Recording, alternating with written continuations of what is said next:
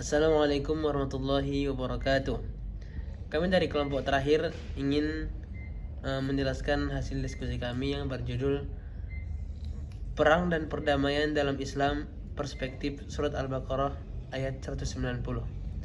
Di sini kami yang membuatnya adalah Iprul Ripai Harahap, Muhammad Habibullah, Khairul Amin, Abdi Firman, Putra Ramadhani, M. Rojak, dan Harisman.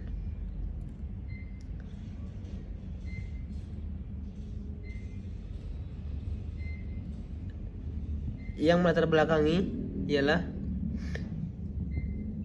dalam surat ini yang berbunyi Bismillahirrahmanirrahim, waqatilu fi sabilillahi alladhina yuqatilunakum wala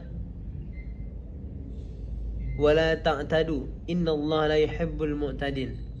Dan perangilah di jalan Allah orang-orang yang memerangi kamu, tetapi janganlah kamu melampaui batas, karena sesungguhnya Allah tidak menyukai orang-orang yang melampaui batas.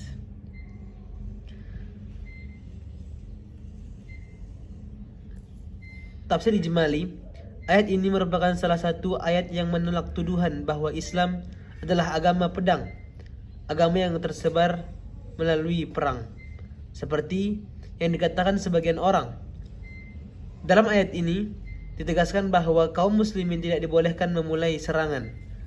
Ayat ini turun menyangkut perintah berperang, setelah sebelumnya turun izin melakukan perang dan latar belakang izin tersebut, yaitu pada surah Al-Hajj ayat 39, yang telah diizinkan untuk berperang bagi orang-orang yang diperangi, karena sesungguhnya mereka telah dianiaya. Pada ayat ini menjelaskan bahwa bolehnya melakukan perang selama peperangan itu di jalan Allah Subhanahu wa taala, yakni untuk menegakkan nilai-nilai ketuhanan yang Maha Esa serta kemerdekaan dan kebebasan yang sejalan dengan tuntunan agama.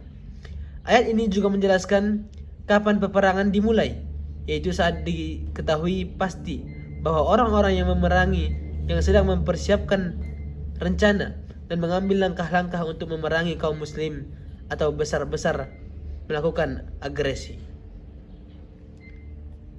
Ayat ini juga mengisyaratkan untuk kita untuk tidak melampaui batas.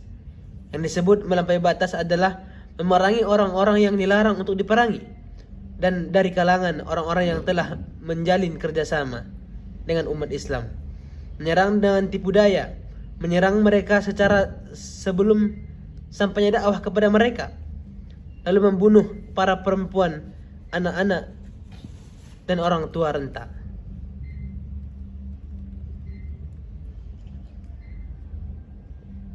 Selanjutnya akan dibacakan oleh saudara Haris.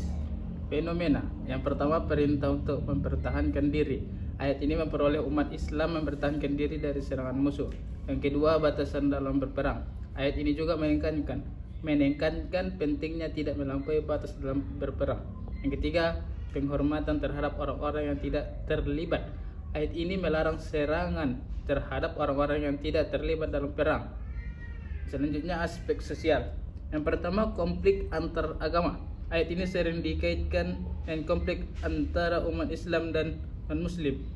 Yang kedua, pengaruh terhadap hubungan internasional. Ayat ini membahas tentang etika perang dan hubungan antar negara. Yang ketiga, pengaruh terhadap keamanan dan stabilitas. Ayat ini menekankan pentingnya menjaga keamanan dan stabilitas. Selanjutnya akan dibacakan oleh saudara Khairul Amin. Gap, kesenjangan. Yang pertama, kesenjangan pemahaman. Banyak orang salah memahami ayat ini sebagai justifikasi untuk kekerasan.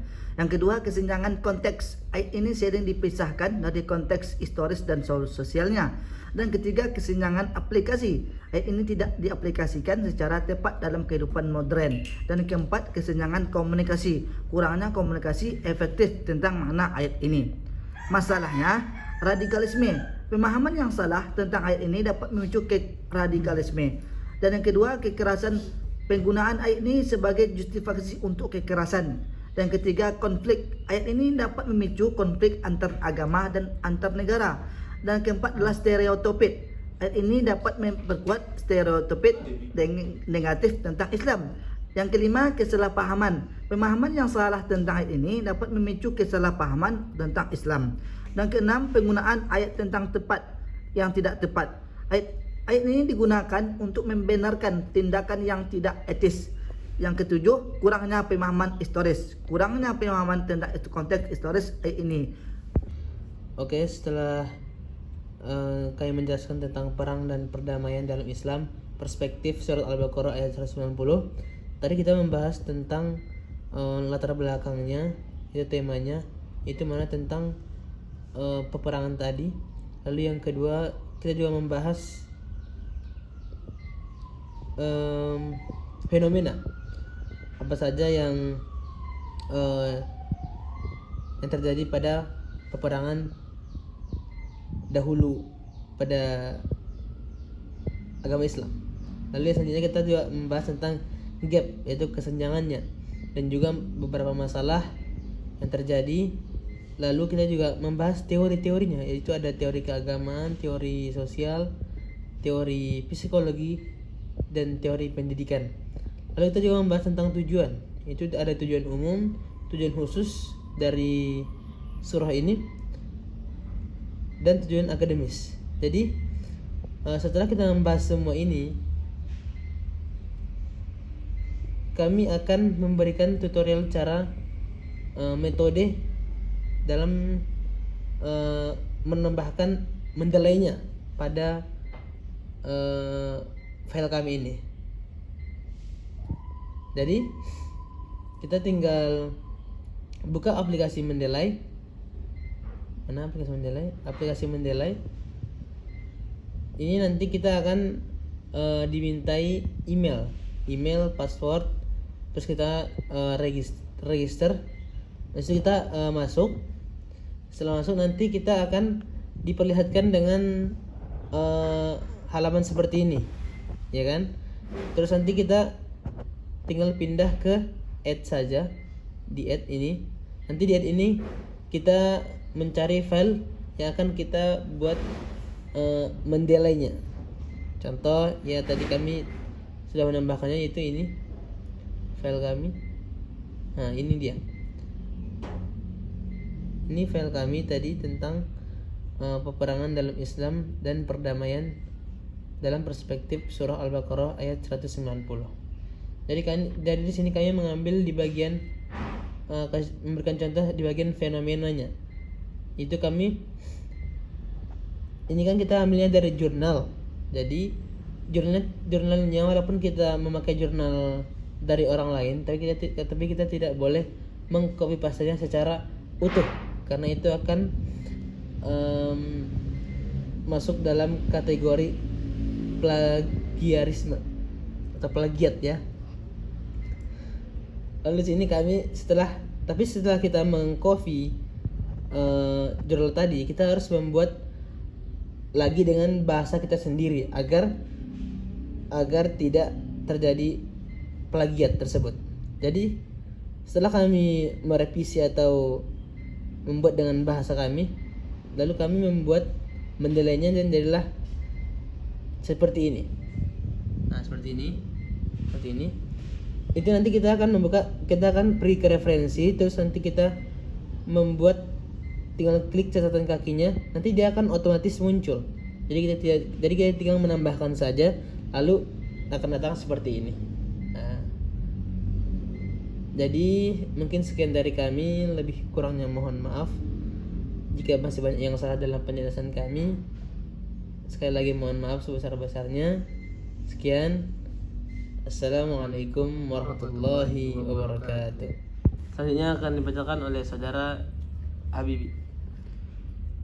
Tujuan umum. Yang pertama, meningkatkan pemahaman yang tepat tentang ayat Al-Baqarah ayat 190. Yang kedua, mengurangi kesenjangan pemahaman dan kesalahpahaman. Yang ketiga, meningkatkan toleransi dan perdamaian. Yang keempat, mengembangkan hubungan yang harmonis antar agama dan antar negara. Tujuan khusus.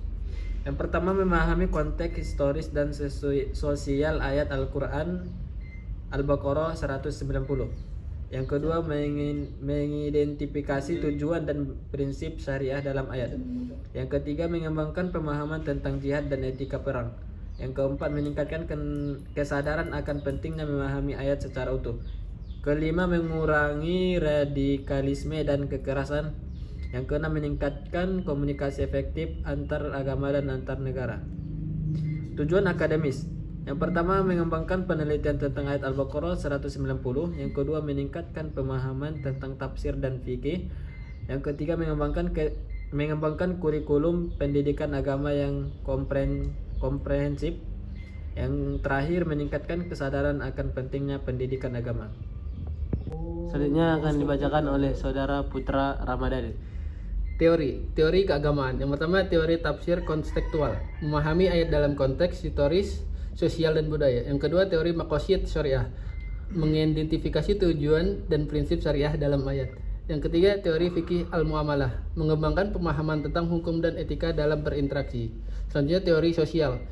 Teori konstruktivisme, membangun pemahaman baru melalui interaksi sosial. Yang kedua, teori sosialisasi, membentuk perilaku dan pemahaman melalui proses sosialisasi. Yang ketiga, teori konflik, menganalisis konflik dan mencari solusi. Selanjutnya, teori psikologi.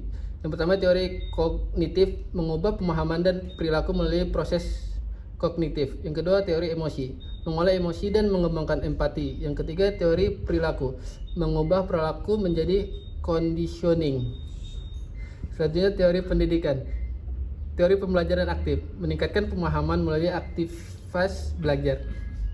Yang kedua, teori konstruktivisme, membangun pengetahuan melalui pengalaman. Yang ketiga, teori andragogi, mengembangkan pemahaman dewasa.